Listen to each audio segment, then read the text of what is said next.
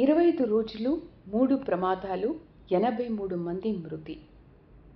కేవలం 3 ప్రమాదాల్లో దాదాపు 83 మంది మృతి చెందడం అంటే మామూలు విషయం కాదు కదా. మనందరికీ తెలిసిందే. ఫస్ట్ యాక్సిడెంట్ కర్నూలు బస్సు ప్రమాద ఘటన, సెకండ్ వన్ చేవెళ్లలో జరిగిన ప్రమాద ఘటన, అండ్ నిన్న మండే రోజు ఎర్లీ మార్నింగ్ అవర్స్లో సౌదీలో జరిగిన బస్సు ప్రమాద ఘటన డీజిల్ ట్యాంకర్ను ఢీకొంది. అదైతే చాలా ఘోరం. ఒకే కుటుంబానికి చెందిన 18 మంది మరణించడం అనేది మామూలు విషయం కాదు.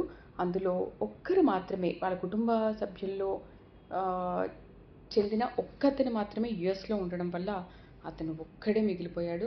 నిజంగా ఆ సంఘటన చాలా బాధ అనిపించింది అది చూసినప్పుడు.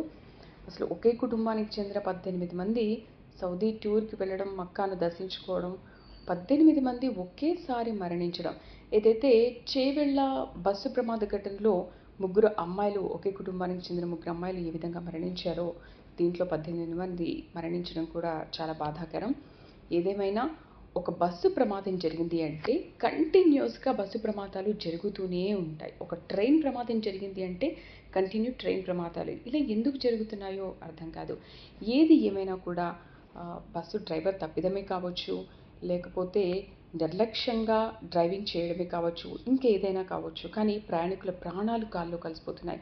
కొంతమంది డ్రైవర్స్ కూడా అందులో మరణిస్తున్నారు. ఏదేమైనా ఇలాంటి సంఘటనలు ఇక మీద జరగకుండా ఉండాలని మనందరం కోరుకుందాం.